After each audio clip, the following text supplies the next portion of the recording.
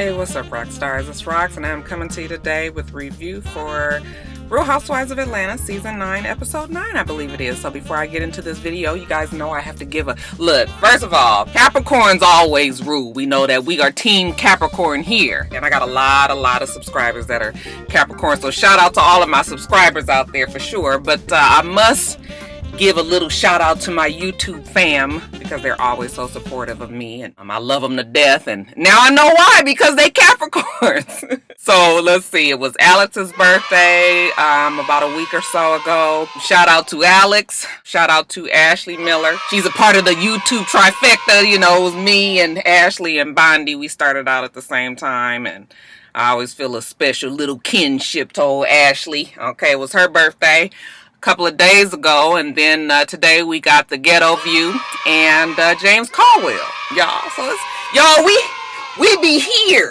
We have our differences for sure. That's why y'all got to watch all of us, because we don't have the exact same views, but that must be the reason why we all see eye to eye, okay? Because we here. We not here, but we here. Shout out to Rashida. Anyway, y'all, feeling good. It's Monday. The weather is great. Bitch, we ain't got none bit of snow around here. I was like, I knew it, but it was nice. I got off early. Had a nice relaxing weekend in the house with my family, so it's all good, you guys. As far as the review, let's get to it, shall we? Alright, you guys, starting out with Porsha. You know, her brother comes over to the house, Jose. He's gonna help her pack up the last little bit of shit before she gets up out of there. The time to go is now. She hasn't found a new place, though. That's the only problem. So it looks like she's gonna be moving back home with her mama, okay, until she can find her new place. She been looking. One place they showed her looking at, it was 1.8 million. I was like, these girls are doing it. Even with all the negatives that come with this show, it cannot outweigh the positives, okay? Them girls, you know, I'm not saying that anybody was broke before they got on the show, but this show has definitely helped some of the pocketbooks of those that have joined the cast. So, you know what? Good for Porsha. But moving home with Mama, I was like, Mama looked like she still get her groove on. Now you're going to have two grown-ass women in the house? Child, I guess. So, we see her back at the house. She's in her room. She has decided that she is going to be sneaking her man Todd in because, damn it, she got to get her groove on, even though they ain't fucked in 10 years. I could just see her mama now like, I'm the only one fucking in this house. She has Todd up there. You know, it was cute, actually. I got a little giggle off of the two of them. She got her yoni eggs. It's not Yanni like I was saying last week. My deep girls out there told me it's yoni like Tony. This is going to strengthen the walls of my vagina. He was like, I ain't even got up in them damn walls yet. Let's see how it works. You know, she light her sage. I guess that was sage, wasn't it? Deep people out there, y'all, put me up on game. Was it sage or not? Anyway, she lights her, you know, whatever it was. They playing around. They got the whipped cream. They got the strawberries, you know. She's falling out the bed. You know, Todd, don't say nothing, don't say nothing. I said, y'all better watch out for Mama. They're a cute couple. I actually would like to see them two actually work it out, but something tells me that this is just for show. Now, Shereé, she done wrote a book, child. And I'm not gonna knock nobody's dreams, nobody's hustle. Y'all know I wrote a couple of books and I ain't put the shit out. But let me tell you guys right now, 2017, I am publishing one of those books. I'm gonna need you guys to stay on me because it don't make no sense. The book is done. The editing is done. I paid good money to have that shit edited by Shonda Sparks Taylor. She is actually a Christian novelist up in New York somewhere up north. So, I mean, I spent a whole bunch of money to get that shit done, and I was really with it at one time, and then I just dropped off, you guys, and it's like that one nagging thing in the back of my mind that's always there, like, Roxanne, put your book out. It don't make no sense. You worked really hard on that book. I'm very proud of that book. Some of you guys have read my book. It's called Full Circle, and some of you guys have read it when I had put it up on my blog spot that I don't have anymore. Well, it's still there, but I don't use it. So, yeah, I'm gonna need you guys, you know, don't be hounding me and shit, but I'm gonna need you guys to every now and then remind me. If you ain't heard me say shit about it by June, I'm gonna need somebody to be like, bitch, when you gonna put that book out? Alright, but anyway, Shereé, she done wrote a book, child. I guess she ain't gonna fuck with that exercise thing. I mean, that seemed to make the most sense to me, but she said she got a whole bunch of secrets, you know, about the Atlanta, the who's and the whatnots in Atlanta. She gonna put it out, you know. It's fictional, though, so it protects her. She's able to kind of borrow some of the stories of real life and wrap it around a fictional character. So she meets with her publisher, and her publisher is like, make sure you edit it, go through it, and see what I changed and what you like and don't like, and then we're gonna get this show on the road. Shereé say fine. Later on, we see her at the gym. She's trying some workout thing, exercise thing called extreme hardcore. It looks like it's a whole bunch. It's like an obstacle course. Okay, so the guy is showing her exactly what she needs to do, and she's just like, I can't do that. I was like, girl, you look like you could do that just fine. Who can't do it though is Bob. Now Bob too damn big. I can look at Bob and tell that Bob ain't really for this obstacle course kind of workout. Shit, I'm not even for it. I'm really not in shape. That's another thing for 2007. No, I'm lying. I'm not going to do that. So let me not even sit up here and tell y'all that. But anyway, she has Bob down there because she wants him to do the damn obstacle course. She do a little bit and she fall off and almost fuck her toe up. Okay, so then they put Bob up there. I said, girl, if you going to mess your toe up, what make you think Bob can do anything? Bob get his big ass up on top of that thing and jump down and almost fuck his knees up and blow his ankles out. I said, child, what we don't need is for Bob to get himself all broke up in there. Y'all trying to work this shit out. Girl, stop it. After they finish that, she lets him know about her book and that it's coming out. She just kind of want to give him a warning because, we kind of borrowed a little bit of the story from our story, yours in particular, how you used to fuck around with all these bitches in Atlanta. But I was like, I need an advanced copy. You just want to make sure you're not giving out the secrets. She was like, I don't know about that. He was like, are you sure the book is even coming out? I know how you do. We get a flashback back about She by Shereé. And you guys remember that disaster. Okay, it looks cheap. It's a mess. Remember she had her fashion show without the fashions? Nobody want to see no damn drawings? Anyway, you guys, so she tells him that she has this book coming. Bob was just like, I'll believe it when I see it. Okay, and she was like, you gonna believe it when I'm on the New York Times bestseller list? Look, I'm not no hater. More power to you, Shereé. Maybe I'll see you there as well. So Kandi and Todd are at the house, and Todd is trying to pick out the clothes that he is going to wear to Peter's event. We're going to talk about Peter's event in a minute. You guys, y'all know how I like to try to keep the stories together. Kandi can't go to it because she has her bedroom Kandi's convention, and bitch, ain't nothing coming up before Kandi's money. I need this successful business to stay being successful because this other business over here is draining our pockets. I was just like, oh... You must mean old lady gang. Yo, that shit is gonna break poor Kandi. Oh, I tell you, girl, you just see it coming. Get out while you can. I'm sorry, y'all. Positivity. I said I was gonna be positive about OLG. Anyways, enough about that. Todd brings it to Kandi's attention that Johnny is out there talking reckless about her. Now, Johnny was an old assistant to Kandi, and, he disgruntled now because she had to let his ass go. So now he done posted some shit about, backstabbing people and you can't trust them, some about their money, not getting his money and all of this, and it's a big picture of Kandi and all of her crew, the people that work for her. Kandi explains to us that she had to let Johnny go, a while ago, but she hires him on occasion because he was good at what he was doing, he just wasn't focused. So she can't really figure out what the nigga talking about. She gonna talk to him a little bit later. But let's talk about this luncheon that Shereé and Porsha and Kandi had the other day. Kandi said she thought she was just hanging. But then I find out that I'm supposed to be resolving some issues. And as normal, I didn't even know I had any issues. Was you supposed to be trying to check me? Because don't check me if it's true. Todd says, you know what? Y'all always arguing. Y'all be trying to find something to argue about. And she was just like, they do. Okay, I don't be all up in it like that. And I don't even understand why Porsha was going there. And Todd was like, man, Porsha done beat a bitch ass for way less than this. Okay, she was like, thank you. That's all I'm saying. Because Kandi's whole thing is, that Frank over there freaking. Don't play me. Now the convention. Okay, I was like, boy, that Kandi is something smart. Once again, she uses her platform to, push forward her business. Bedroom Kandi has been a good venture for her. Okay, I was like, look at Kandi, old black Mary Kay. We see her there with one of her people. They showing her the newest toy for the lesbians. Okay, this should be coming in handy for Kandi and all her fucking girlfriends. Shit look like a trumpet. You put one in and one lady and the other in and the other lesbian. Y'all get together and have a good fucking time. I was so uncomfortable. I just can't get used to this shit that they just show on regular TV. Thank God I wasn't watching it with my kids. Anyways, Don Juan showing her the room, I guess, where they're gonna have their inspirational meetings and all of that. And in walks Johnny. Johnny looked like he got a whole bunch of shit on his mind. He walked right up to him. Kandi was just like, hey, Johnny, you know what? Let me talk to you for a second. Come on over here. So did you put this post up talking about separating the real from the fake? You just put this up all of a sudden after I had already paid you your money? He said something about you let me go, the nigga salty and whatever. She said, Johnny, I let you go because you was putting your damn business before mine. And, if I pay you to do a job, then you need to do it. I don't need to be put on the back burner after I paid you. Besides, Don Juan is the one who fired you.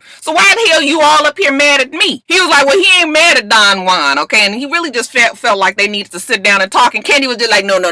I don't give a fuck if you thought that you was worth what you got paid for. You accepted the job. Fuck, if you had a problem with the pay, then you should have said something. But even after, you was continuously getting more and more work because of me, right? Johnny was just standing there looking all kind of stupid, like he was just like, oh, well, yeah, kind of, And she was just like, but well, let me tell you something. You ain't never got to worry none. You gonna take my fake money and let this be the last time you get paid for me, okay? Because it's a whole bunch of things that I am, but fake is not one of them. So Johnny, now that he done got embarrassed at the damn bedroom candy convention, he taking on down to Phaedra's office. I said, oh, Johnny, out of all the fucking lawyers in Atlanta, you had to go to Phaedra. Ain't that some shit? Johnny, you a bitch. Basically, he goes and sits down with Phaedra and he tells Phaedra he did all this work for Kandi and he didn't get paid. Something about $500 a week. I said, nigga, you the fool for working for somebody for fucking $500 a week. Listen, we ain't in no hurry to give you more money. If you don't say nothing, then that's what you gonna get. If you was fine with $500 then, now why all of a sudden it's a problem? Who the hell accepts $500 a week if you doing all this work supposedly? So I was just like, whatever, Johnny. Anyway, he spilled all the tea.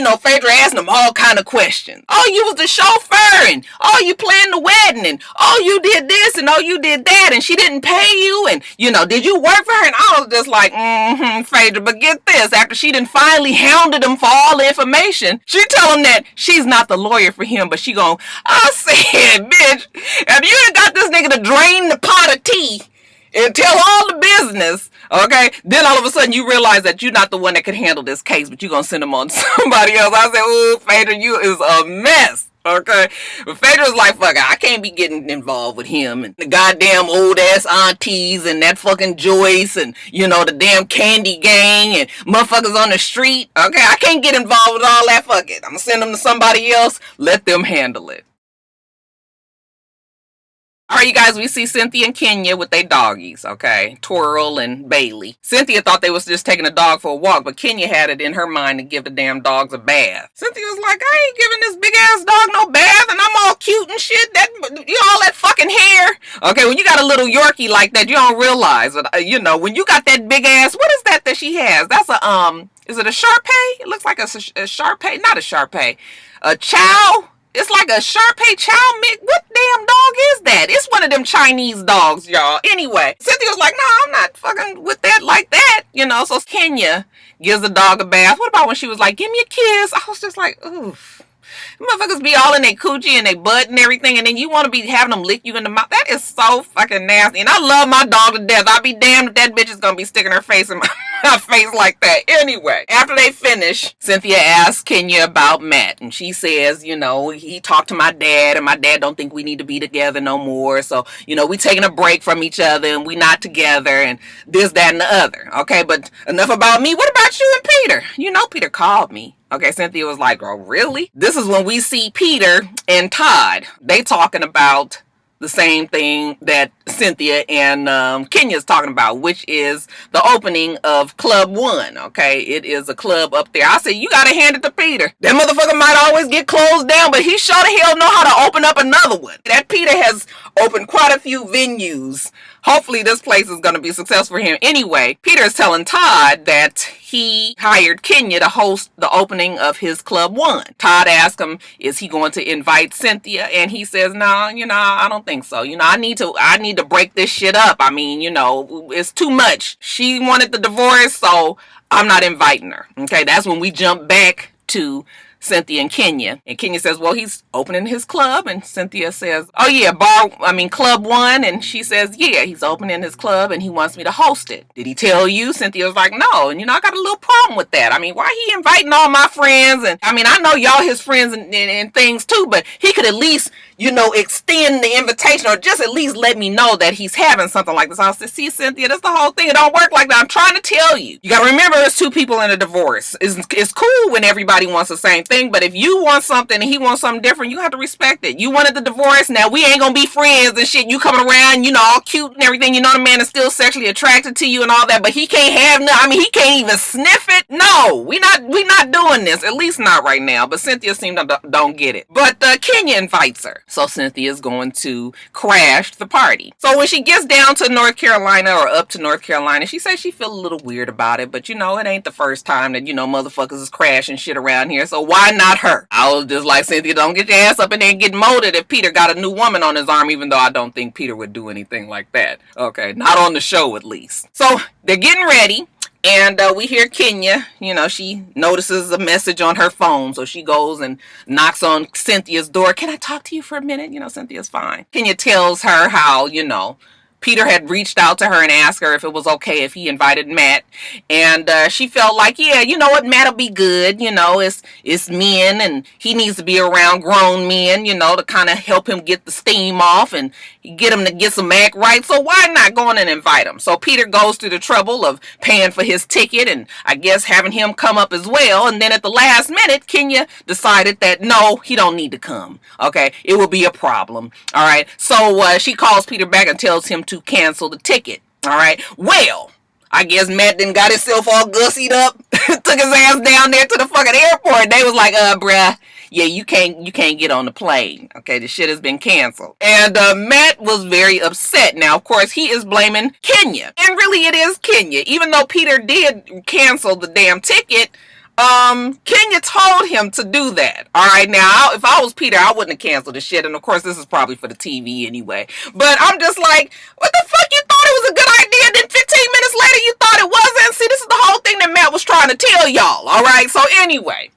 supposedly, Matt wasn't coming, but honey, Matt got into his phone and he was like, let me tell you something here, bitch. I'm sick of you with all of this. Get your ass up there, get to flirting with other niggas and all of that. See what happens. I'm gonna make your life real miserable. So he's threatening her. She was just like, he's trying to threaten me on the phone. Cynthia was just like, why are you dealing with this fool? That nigga is crazy. He wanted her to humble herself and come to her the right way. And I was like, I just don't understand why these two are going through all this. I mean, I do. It's for the TV. Okay, but Matt seemed like he real serious about it. So anyway, the event. We see Peter there. Peter looking good, y'all. I don't know I've always thought that Peter was good looking, but Peter looked real good lately. Oh, shit. He's there, and it was so cute because it was just like when you see like an old boyfriend or some shit. You looking good, and you got shit going on around you. You real proud of the work that you done without that motherfucker.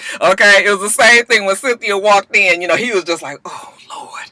I ain't seen her in one time in 7 months, okay? And Cynthia looked good, and she knew it. I was just like, oh, it is a shame that these two didn't work out. It's a shame because during that moment, I wanted to see them back together, even after all the bullshit that they've been through. So she walks up to him, and she tells him that Kenya's not coming. Let me tell you all about it, okay? So they go out and, the outside, and they stand right in front of Club 1 sign. I was like, that nigga learning from Kandi. You ain't even on the fucking show, really, and you already up here promoting your business. I ain't mad. She was just like, he's a loose cannon, and he went off on her and, threatened her and all that. And Peter was like, look, I don't even feel like it with the shit, okay? I don't need to get involved in nothing like this. She asked me to cancel the fucking ticket. That's what I did, okay? But he better not bring his ass up here because it's my event and I don't need no bullshit. In the meantime, tired of talking about them. Come on, let me buy you a drink, get you sauced up, and maybe we can go back and handle it at the apartment. Okay, so they go back into the place. Kenya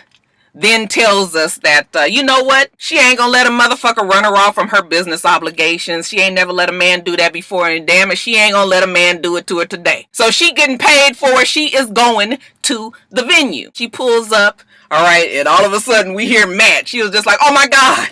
That's Matt coming over here. He is crazy. He's unstable. You see Matt, well, you don't really see it. It's dark, but suppose it's all this commotion. Matt goes over there and you just hear the things and, she's just like, oh my God.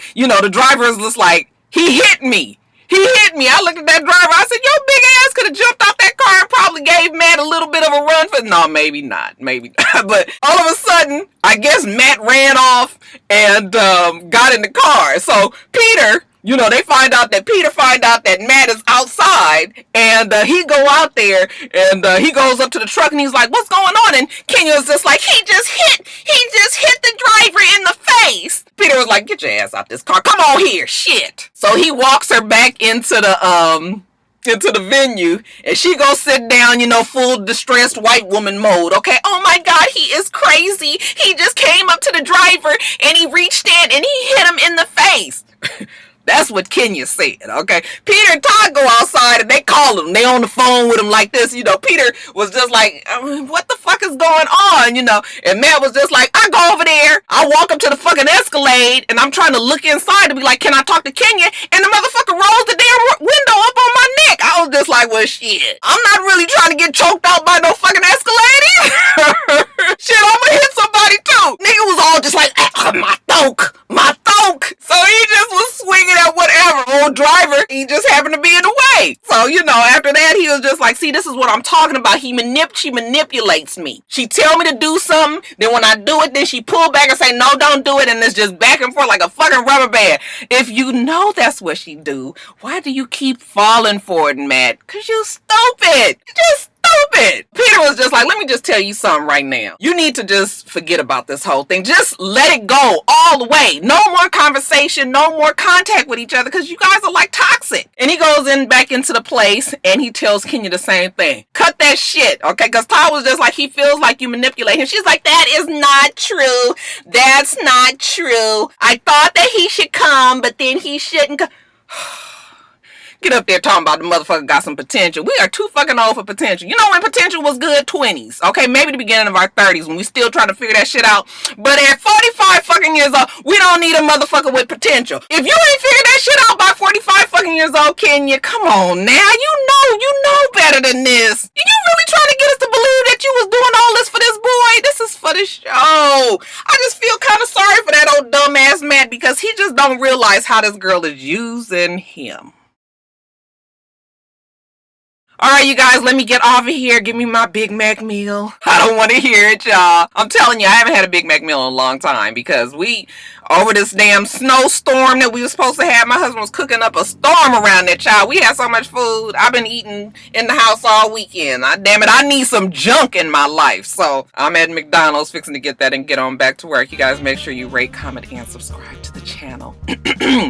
Bring it down, Roxanne. I'm itsrox. The channel's for itsrox, and everything else I do will be in the bottom bar. I wish I could do a video just like this the whole entire time. I'm gonna try it tomorrow with love and hip hop. All right. Anyways, I hope you have a wonderful, wonderful rest of your day, and I plan on doing the same. Till next time, Roxstars. Bye.